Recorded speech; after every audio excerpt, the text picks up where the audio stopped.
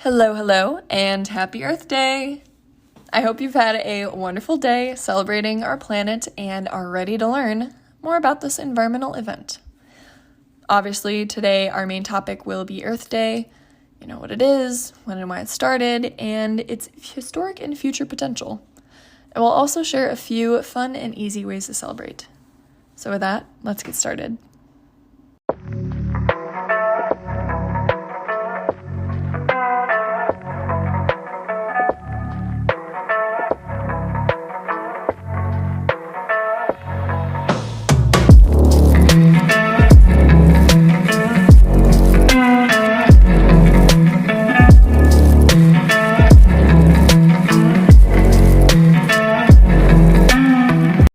Earth Day, a 24-hour period where the world is encouraged to stop for a minute and appreciate our planet.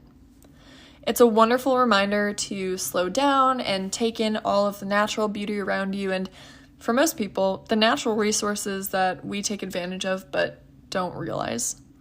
From the water you drink, to the air you breathe, to the neighborhood nature path that you walk on every day, Earth Day is a dedicated day for you to be grateful for our home and all that it has to offer. But Earth has not always had a special day dedicated to it, and while we still have a very long way to go on our sustainability journey, before the first Earth Day, there was hardly any discourse around the health or longevity of our planet and natural resources. Prior to 1970, it was perfectly legal for people to leave their trash in a park after a picnic, or for companies to dump waste sludge into rivers or pump toxins into the air, or to hunt species to extinction without regard for any of the long-term consequences. And throughout the 60s, everyday citizens were growing frustrated with how these actions were fundamentally altering the environment and strangling their shared natural resources. And this concern just absolutely erupted across the American nation when Rachel Carson published Silent Spring in 1962. This book, it detailed how a popular pesticide at the time, DDT, made its way from farm to table, or more accurately, factory to table, and how it could be directly linked to cancerous growths and genetic alterations in humans. And while this book brought to life a real concern regarding technology and human impact on the environment, it wasn't until the now former Wisconsin Democratic Senator Gaylord Nelson began to push environmental policies throughout his term that we began to see any action being taken in regards to these concerns. Notable policies that he helped to make a reality in the 60s were the 1964 Wilderness Act, which safeguarded federal land, and the 1968 Wild and Scenic Rivers Act, which helped establish a process for protecting free-flowing rivers. So here we are, taking steps towards being a more sustainable nation, but these were just the teeniest of tiny baby steps. It wasn't until an environmental crisis occurred in 1969, a giant and devastating oil spill off the coast of Santa Barbara, California, that we saw any notable actions take place. Nelson used this as an opportunity to conduct a teach-in, which was inspired by the teach-ins that had occurred in the U.S. to protest the Vietnam War, and it was to get students and faculty and community members involved and committed to environmental policy creation and reform. So, April 22nd, 1970 was chosen as the date for the first teach-in in order to get as many students as possible involved, since it was a date right in between spring break and finals. Along with Nelson, Pete McCloskey, a California Republican representative, and Dennis Hayes, a young activist, helped organize the event. Love a bipartisan moment. Love it. And this teach-in was enormously successful. So successful that it engaged over 20 million Americans in its first year alone. And then it grew into a global movement that is still being recognized today. The first Earth Day acted as a Kickstarter and a catalyst of a lot of major environmental policies that we still see in action today. And it shone a light on the environmental issues that we faced as a nation, educating millions of Americans in the process. In 1971, a poll indicated that 78% of Americans were willing to help and or pay to clean up the nation's air and water.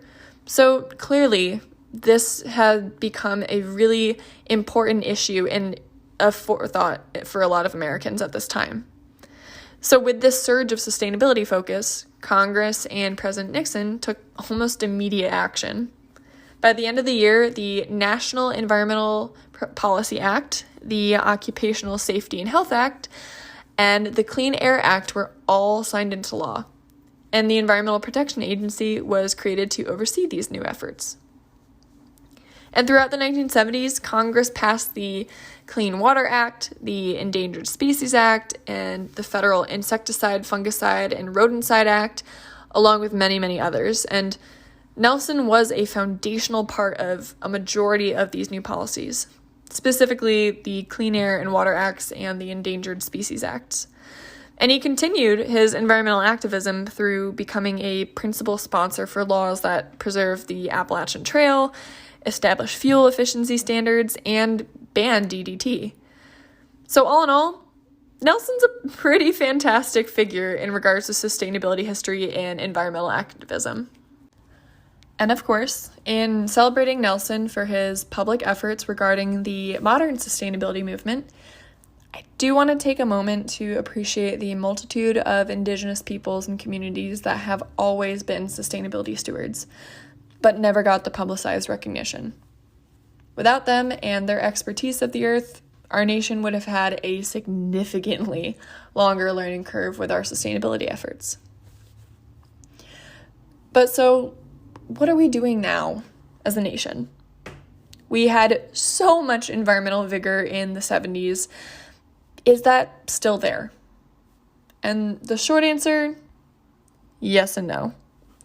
There have been incredibly notable efforts made by nonprofits, businesses, individuals, and the government alike in more recent history. People have the ability to be more climate literate than ever with access to the internet and resources around the world. Young leaders like Greta Thunberg show that the youth of the world are engaged and aware of the environmental issues around them. A multitude of nations have committed to the Paris Climate Agreement, and even multinational conglomerates have worked to make buying local easier and reduce their overall waste. We have come a long way since the 1960s and all of the environmental terror that occurred before that, but we have also taken several steps backwards since the initial activist effort as well. In Congress, nearly every actually impactful sustainability bill is basically dead on arrival due to just the bitter conflict between the two parties and lots of dirty money that mainly come from lobbyists of non-renewable energy sources or major corporations that really want to maintain the status quo. Past administrations and even the current administration have rolled back environmental protections and regulations in the name of profit. Businesses are still responsible for literal tons of waste, with little to no incentive to invest in managing this waste correctly, like better recycling mechanisms and such. There are still climate deniers among even our friends and family, which can be so disheartening and outrageously infuriating. But you know what? It's not too late. As a planet, we still have time to make personal changes and advocate for political and corporate changes. We still have time to make a meaningful, positive impact on this planet for ourselves and for future generations. So this year, I encourage you to continue to do what you can. Research ways that you can help the planet. Teach a friend or family member about the Earth. Call your political representative and tell them that you want climate action. Support a local business. Donate to a sustainability organization. Every small thing matters. You matter. And above all, our planet matters. So let's do this. And that is where I will stop for today. Super short episode. It's a bonus. Just wanted to cover the history of Earth Day. And I will have several organizations listed in the description that you can donate to on this wonderful Earth Day. And I would love to know how you are celebrating Earth Day this year. So shoot me an email or a DM or tag the podcast at Urban Tumbleweed Podcast on Instagram to show off how you're celebrating. For myself, I am going to be hosting a dinner party with a focus on sustainability. Everyone was encouraged to buy locally and buy ingredients that are seasonal. So lots of good there. And then additionally, there's pretty much no food waste associated with this event. I call it Test Kitchen, and it's something that I do every quarter, and it's been awesome. So there's a fun freebie idea for you if you need any celebration ideas. That's how I'll be celebrating. But with that, thank you all for listening. Stay rad and stay green. Bye.